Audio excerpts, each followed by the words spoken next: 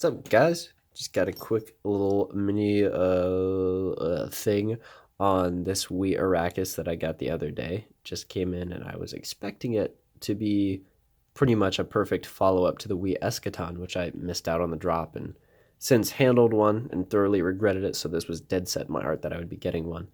But it doesn't quite live up to a few of the things that I loved about the eschaton.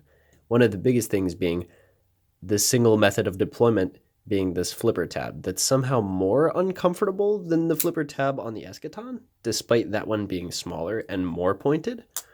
But this is, it's a good flipper tab. It reliably deploys the blade.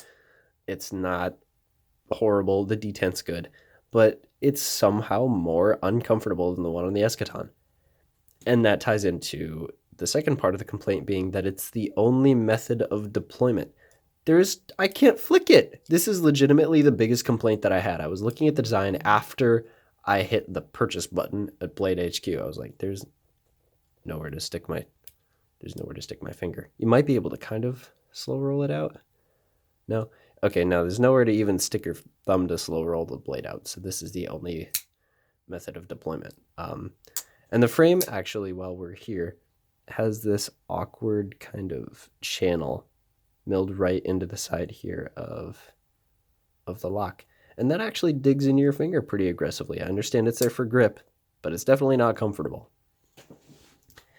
And the other huge complaint that I have with this knife, especially since it's supposed to be the more practical version of the eschaton, or more practical than the eschaton, but still kind of in the same vein, is this pocket clip. Look at this and tell me what you see. What I see is a beautiful 3D machine pocket clip that digs down into a channel between these two lifted up blue pieces of titanium. I don't know if you can see, but it goes down like 2 millimeters past the surface of these two. So it literally just tugs and pulls on your pants every single time you pull it out or put it back in. It's kind of horrendous, and I don't know how that big of an oversight made it through design. It's honestly really horrible. Am I still going to carry it? Probably. It's a super dope knife, but it makes me mad every time I pull it out, which is kind of saddening. But other than that, the action is great. The fit and finish is great. I love this grip on it. I feel like it's really nice for push cuts. I was opening boxes and stuff with it earlier.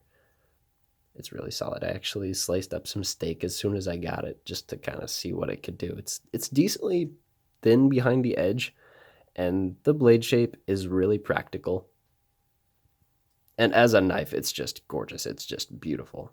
I really love the anodized and tumbled finish that they put on these. You've got Mr. Isham's little laser engraved logo right there. Overall, it's gorgeous. I think I'll probably still keep it, but it is not without its problems, and that makes me sad.